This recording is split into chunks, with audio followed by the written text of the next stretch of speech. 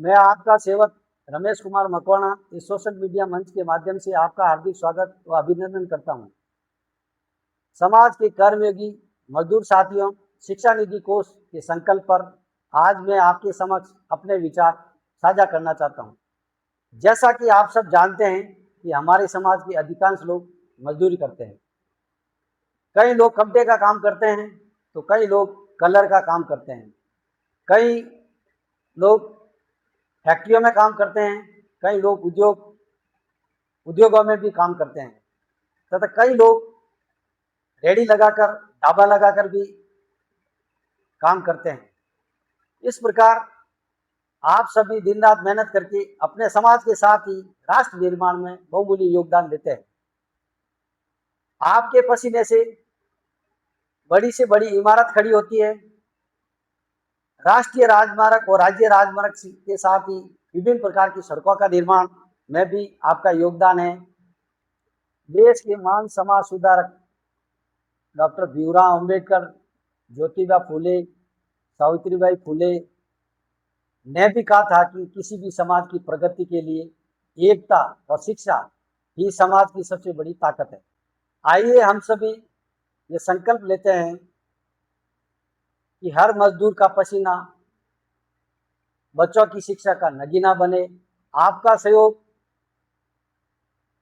आने वाले कल का भविष्य बने। साथियों, हम सब अपने घर पर विभिन्न प्रकार के सामाजिक कार्यक्रमों का आयोजन कर रहे हैं।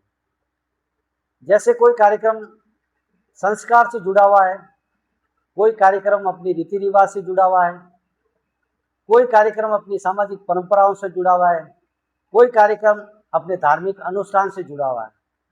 के साथ ही आजकल सोशल मीडिया के जमाना में कई कार्यक्रम जैसे जन्म दिवस, शादी की सालगिरह, गोल्डन जुबली, सिल्वर जुबली, इस प्रकार के आयोजन का कार्यक्रम कर अपनी कमाई का एक बड़ा हिस्सा इन आयोजनों पर खर्च कर रहे हैं। मैं आपसे ये उम्मीद रखता हूं कि आप इस प्रकार के आयोजन व कार्यक्रमों पर जो राशि खर्च की जा रही है उसमें कुछ हिस्सा कटौती कर समाज के होनहार प्रतिभाओं के लिए शिक्षा निधि कोष में आर्थिक सहयोग प्रदान कर उन युवाओं के सपने को साकार करने में सहभागी बने। आपसे विनम्र अपील करता हूं कि आप अपनी मेहनत की कमाई से कुछ हिस्सा समाज की प्रतिभाशाली बच्चों के लिए शिक्षा निधि कोष में आर्थिक सहयोग अवश्य दें।